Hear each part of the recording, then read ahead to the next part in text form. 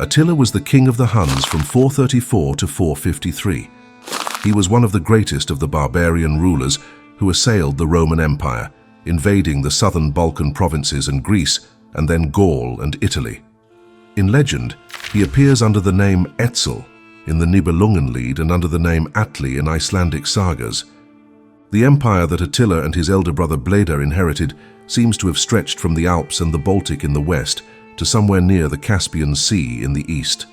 Their first known action on becoming joint rulers was the negotiation of a peace treaty with the Eastern Roman Empire, which was concluded at the city of Magus, 𝙎𝙪𝙗. By the terms of the treaty, the Romans undertook to double the subsidies they had been paying to the Huns, and in the future to pay 300 kilograms of gold each year. From 435 to 439, the activities of Attila are unknown, but he seems to have been engaged in subduing barbarian peoples to the north or east of his dominions.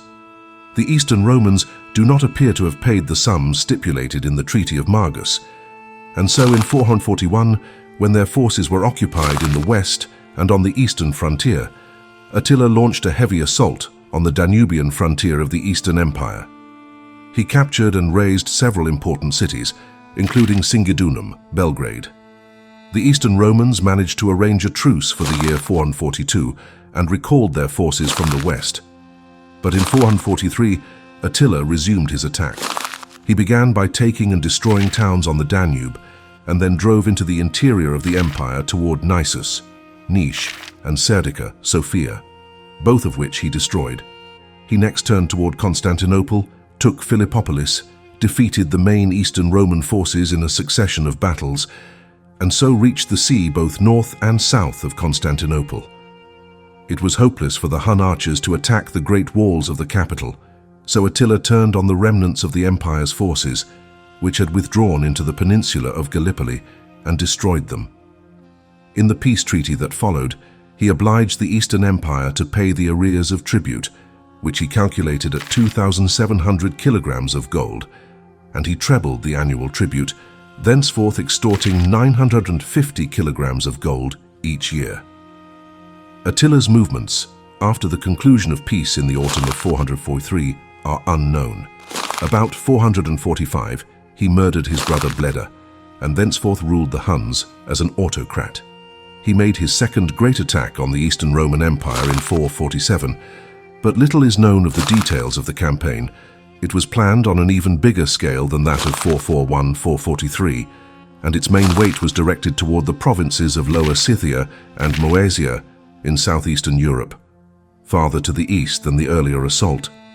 He engaged the Eastern Empire's forces on the Utus, Vid River and defeated them, but he himself suffered serious losses. He then devastated the Balkan provinces and drove southward into Greece, where he was only stopped at Thermopylae. The 3 years following the invasion were filled with complicated negotiations between Attila and the diplomats of the Eastern Roman Emperor Theodosius II.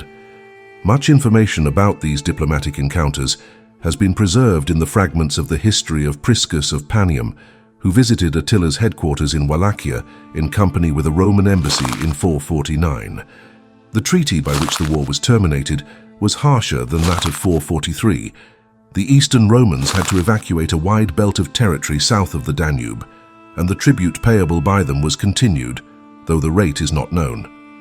Attila's next great campaign was the invasion of Gaul in 451. Hitherto, he appears to have been on friendly terms with the Roman general Aetius, the real ruler of the West at this time, and his motives for marching into Gaul have not been recorded. He announced that his objective in the West was the kingdom of the Visigoths centered on Tolosa, and that he had no quarrel with the Western emperor, Valentinian III. But in the spring of 450, Honoria, the emperor's sister, sent her ring to Attila, asking him to rescue her from a marriage that had been arranged for her. Attila thereupon claimed Honoria as his wife and demanded half the Western Empire as her dowry.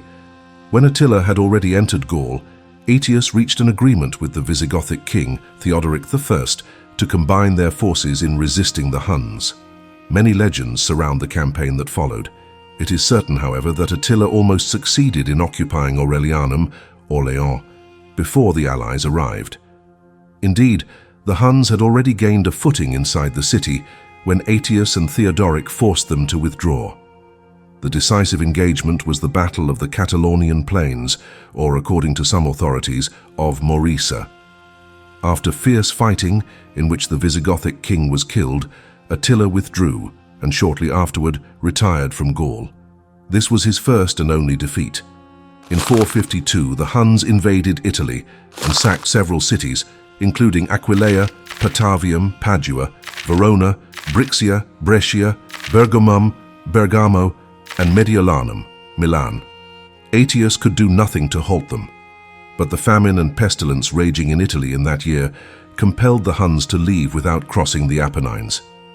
In 453, Attila was intending to attack the Eastern Empire, where the new Emperor Marcian had refused to pay the subsidies agreed upon by his predecessor, Theodosius II. But during the night following his marriage, Attila died in his sleep. Those who buried him and his treasures were subsequently put to death by the Huns, so that his grave might never be discovered.